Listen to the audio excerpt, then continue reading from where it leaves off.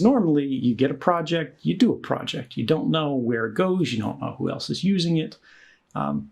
But bit by bit, I was redirecting and collecting the flow of intelligence. Then I was backing it up, permanizing it, making it so that if we lost a building, if we lost a site, we didn't lose everything that had passed through that, the information that had been passed through that. And I thought this was information about terrorists. I thought this was saving lives. I thought this was preventing wars. But as I moved higher and higher in the organization, as I moved from CIA to NSA, as I moved from office to office, my straw that I'm looking through gets wider and wider and wider until I land in this place called the Office of Information Sharing. It turned out I would be much better at this job than anyone expected. And I saw everything. And it's only there when you see the consequences of your labor and the different parts of your career all brought together with the labor of others of your entire generation who themselves, not sitting in the position you are, can't see the big picture impact of what they're doing. And the public, who never even knew this stuff existed. And again, this was occurring without their consent, but in theory, it was being carried out in their name. It felt to me that we needed to know. We needed to actually decide, is this what we want to happen or not? And you talked to your supervisors. Yeah, I talked to my supervisors. I talked to my colleagues on Constitution Day. They were all fine with it. This is just what we do, and no problem. Well, actually, it's not quite that people had no problems. When I brought up these programs that many of them had never heard of because they hadn't been exposed to them, I said, does this look right to you?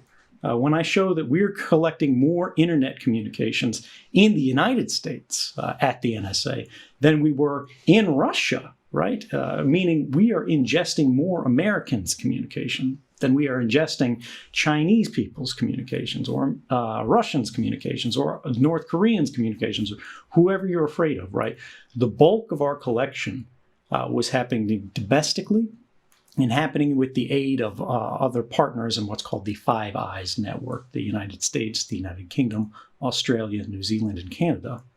And then the NSA would go, well, yes, we're collecting all of these communications, but we're not reading them all. We're capturing everything that you, John Stossel, are doing online. We're capturing everything that your family's doing online, that your friends are doing online.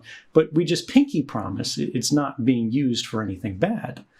And then, you know, being an engineer, I see how these things actually are being touched. They are being processed. They are being sorted through every single day. Algorithmically, it sort of proves the lie, right? That all of these promises, they don't really amount to much. All of these processes and regulations and procedures don't amount to much. And in reality, what the NSA is doing every single day, its ordinary course of business, is violating not only the laws as written, but likely the Constitution. And I tell this to the guy sitting to my right, a good friend of mine. Tell this to the guy sitting to my left, a good friend of mine, to my office manager, right? And all of them actually in private, right? When you're not in email, when they're just speaking heart to heart about this, they go, no, you know, this is crazy. I'm not sure why we're doing this. I'm not sure how we're doing this. I'm not sure this is legal. But you know what happens to people who talk about this, right? I wouldn't put this in writing. I wouldn't go, you know, to this office or that office. They're not going to do anything about it. It's not your job. It's not my job. This is way above our pay level, basically. But what happens to us as an organization at the NSA? What happens to us as Americans? What happens to us as a society if everybody sees something wrong and goes, well, if I say something about it, I'm going to get into trouble? What happens if everybody goes, I'm not going to do anything about this because it's not my job? That's how things go wrong in a much more serious way. And the reality was I was just like them. For a long time, I had a growing sense of unease But in reality, it was not my job to fix it. And this was actually one of the criticisms that was eventually leveled against me, was they go, who elected you? But it's not about, who you are. It's about what you've witnessed. It's about what you can prove. And does that matter?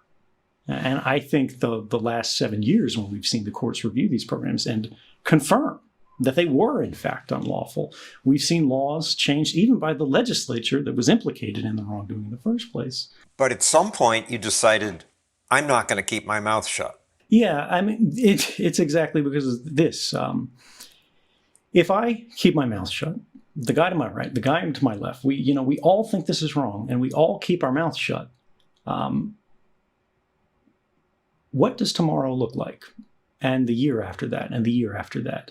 The reality with these kind of extraordinary powers in government, particularly we all understand this now in the post 9/11 moment, because it's not just surveillance. It's happened in war. It's happened in international diplomacy. It's happened in economy with the financial crisis, how we bail out the banks, but we don't bail out ordinary people.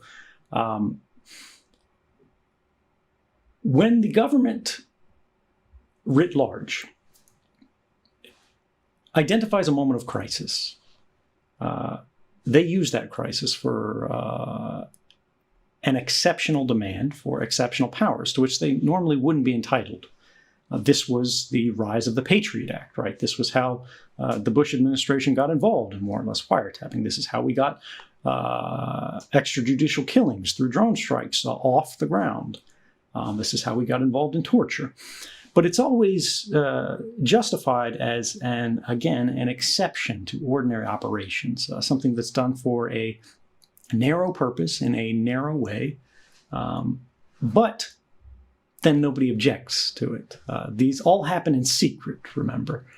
They keep the body of witnesses small by design to limit the amount of dissent that can occur internally, organizationally. And those who do complain are generally shuffled off the program. They're put in a closet somewhere, and they ride out their days to retirement if they're lucky, never doing anything that matters again, but also not having access to anything that could cause problems for those who are violating people's rights or our laws. But this, as you said, why speak up? If you sit by and see a system engaged in wrongdoing, and you do nothing, even if you don't participate in it any longer, even if you resign, you are perpetuating a system of wrongdoing. You have become not just part of the wrongdoing, but party to it. And for me, when we looked at this, this was affecting the country that I love. This was affecting the internet that I grew up with, which was practically part of my family by this point in my life.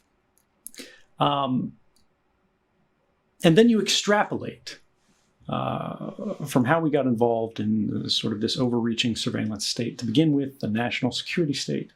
And step by step, bit by bit, exception after exception, these extraordinary and narrow authorities become permanent and perpetual authorities.